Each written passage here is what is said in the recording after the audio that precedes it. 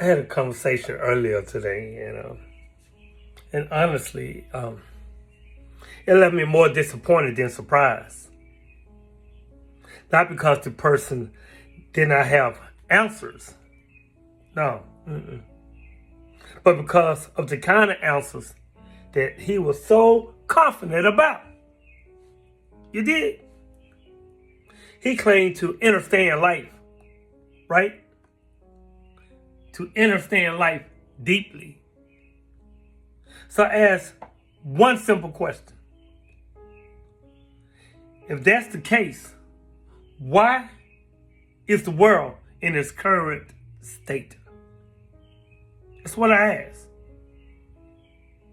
Without hesitation, he replied, it's because Satan is the one ruling the world.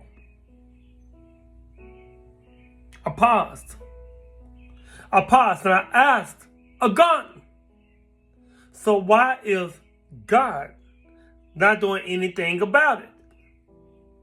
His response, what do you know? If God is not even the one helping us, Satan would have destroyed the world. That was his quotes. Quote unquote. Quote unquote.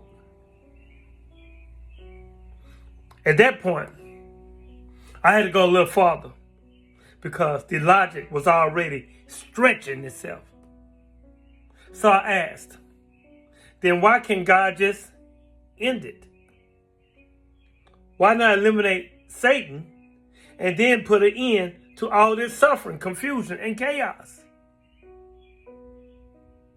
And this is where it got even more interesting. He said, quote unquote, no, God won't kill Satan. Remember, Satan was God's right-hand man. He can do almost every and every thing God can do except give life. And all I could say was, oh, I see. But do we really see? Do we? Because when you slow down and examine that line of thinking, it raises more questions than answers. Now, think about it. A God is all powerful, all knowing, in complete control, yet allows a being described as almost equally capable to rule, to influence, to cause suffering, and chooses not to stop it. What the? Not because he can't, but because he won't. Then what exactly are we being told to accept? That evil persists by permission? That suffering continues by design? That chaos exists within a system that is fully cognizant of it?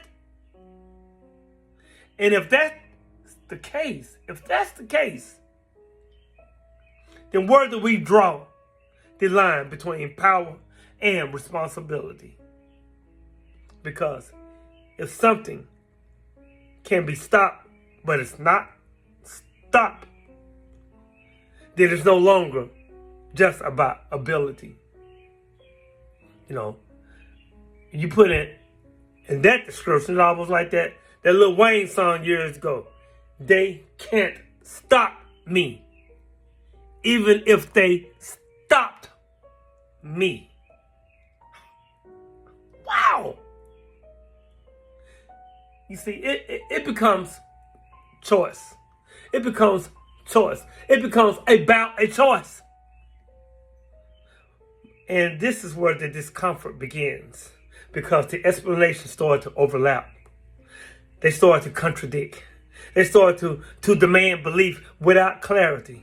And instead of encouraging deeper questioning, they often shut it down.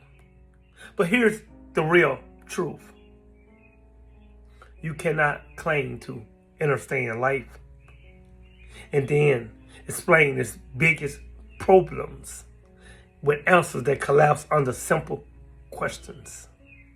Because understanding should bring clarity, not more confusion. You dig? No. So I listen. I observe. And I left the conversation with one realization. One realization.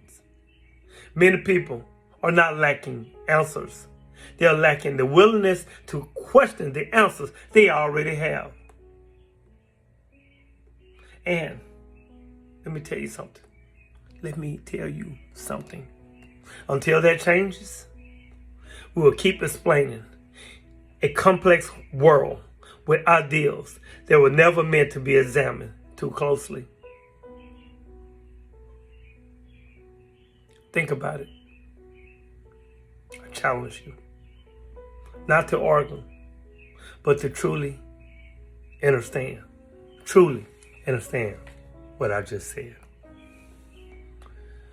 Continue to unlearn, relearn, and learn. Continue to evolve. Peace.